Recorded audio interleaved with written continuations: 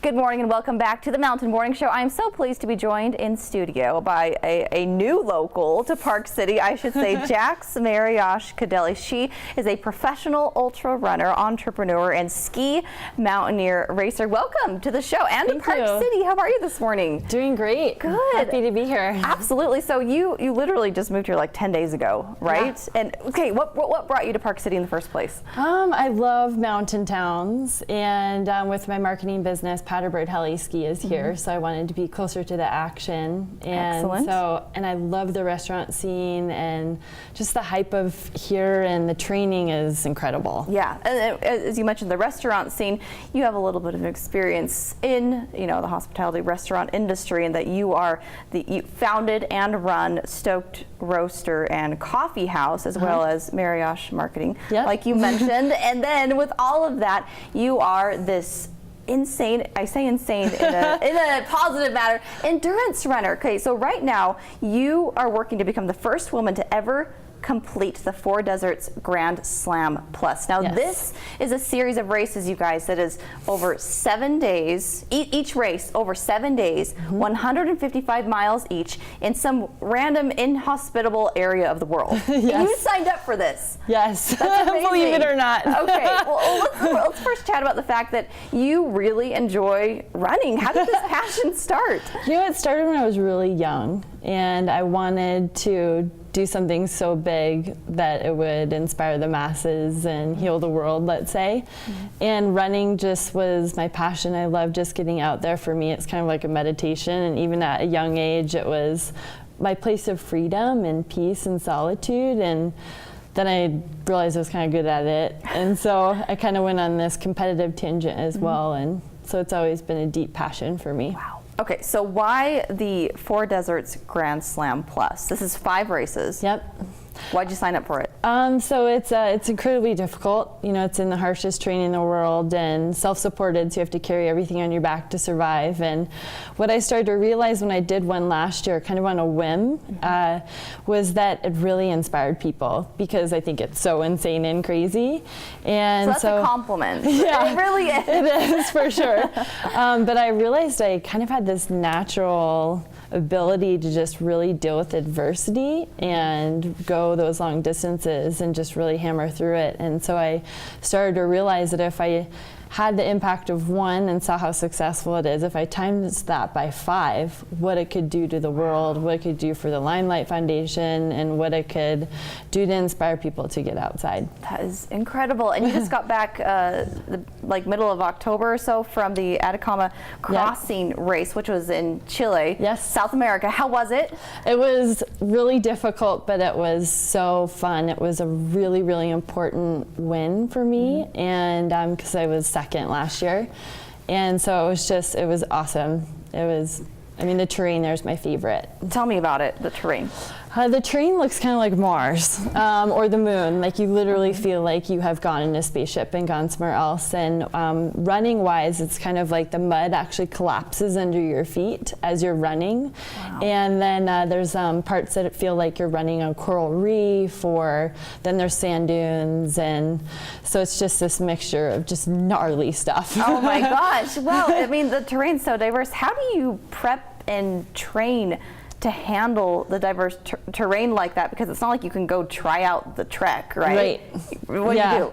Well, like here, hopefully for Antarctica, I'm hoping it snows just a little bit more, but so I don't have to run up so high to get to it. But you try to implement it as much as you can, but a lot of it is you just need to do plyometrics, a lot of strength training, and you have to, trail running helps because of the agility and jumping around through rocks and so on. But you just have to kind of do the best you can to prepare for the elements. You actually wear your pack quite a bit, because you're carrying up to 20 pounds on your back while you're running the whole way. And so I think it's just a mixture of getting in the mileage, getting in the volume, and a lot of tactics with recovery and strength. Wow. So you have one last race coming up. This one is in Antarctica at the end of November. Can you guys believe that? That is so cool. I can't even believe it. Yeah. So along the way, what has been one of the biggest surprises to you in competing? Because you're out there with the guys too. Yeah. What's actually been interesting is even in this past race, I've been a lot closer to the men, just as fitness has developed. Okay. Yeah, so I was even second overall up to day 4 in Chile and ended up 4th, but we all were around 20 minutes apart. Wow. But I mean, you just kind of got to duke it out with the dudes, you know, which really empowers women, I think, to get out there and know that they can do it. Yeah, well, what's it been like for you to see how you have progressed from when you first started doing this type of endurance running to where you are now? You know, I think it's interestingly enough, like the fitness has definitely improved, but a lot of it's been mental. Like you deal with adversity totally different in the real world because of what things just fall apart out there. Like there's just crisis management and things like that. And so it really makes you come back to the real world and look at things different and get through obstacles a lot quicker. Wow. Or some days you're probably like, man, I wish I was on that crazy trail and at a common crossing instead of dealing with this. I know. You know? That does happen. Probably. Yeah. Oh man, that's insane. How you're able to relate that even back to real life with what you've been able to experience. And along those same lines, what advice would you give to others out there? I mean, others in general, but maybe even women in particular, in pursuing something that you love? Because as I mentioned, you founded and are running 2 businesses while you're pursuing this passion in running. I think that a big thing is I'm hoping that this does empower women quite a bit and realizing that you can do anything that you put your mind to. And a lot of it for me is that thoughts are your future. So as big as a challenge seems, or if it's something that you thought that you never could do, if you just set your mind to it and pick at it every day and believe that you can do it, it really happens. And it might sound cliche, but that's legit. Like it's all mental, as you were saying. That's a your huge future. part of it. That's amazing. So cool. Yeah. So as part of your desire to do what you're doing, we have the Limelight Foundation, which you're sporting there. Why did you choose to run for them, and what's the connection you have to Lyme disease? So the Limelight Foundation, they give out medical grants to children that are in need of medical care to fight Lyme disease. And for me, it's real personal. Some of my closest family and friends and those that are really dear to me, I've seen them suffer through it. And unfortunately, insurance doesn't cover any of the medical costs right now for it. So oftentimes families are going broke trying to get through it. And Lyme disease is the fastest growing infectious disease in the world, and folks don't even know that. And through just being really close with some of my friends, I've seen them really suffer through some of the treatment protocols, and some days they're just in bed all day. And so I just really want to help make a difference and help those children in need so that they can heal and get back outside and explore. That's so great. And so all these races you've been doing, it's for the Limelight Foundation. Yeah, so I'm hoping to raise $10,000, which would be enough to back up one full medical grant for a child. And so right now we're at 7297. Wow. And so I'm hoping to do that and help the Limelight Foundation out. And I think right now the Limelight Foundation has raised a total of $2.1 million to help children with Lyme disease. So wow, it's really, really exciting. Right, and you can tell you have that passion for it because, I mean, you love running, but to do it for a cause like this outside of yourself must be so rewarding to see people come together and back you and support not only your foundation, but you. Yeah, as well. And when you see it personally too, I actually spoke at the grant recipient reception and actually was able to spend some time with the recipients, and seeing how it's helped them is what really warms your heart.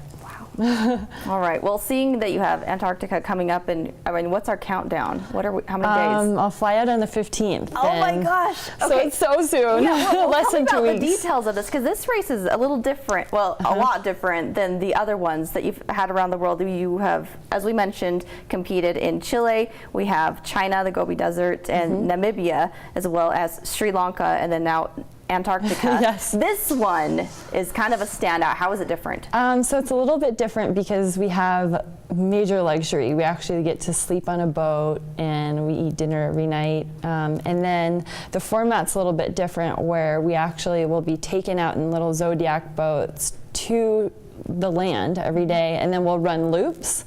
And it's all weather dependent. So they'll say, okay, you're going to run 100K today, which I think they're hoping we do on day one.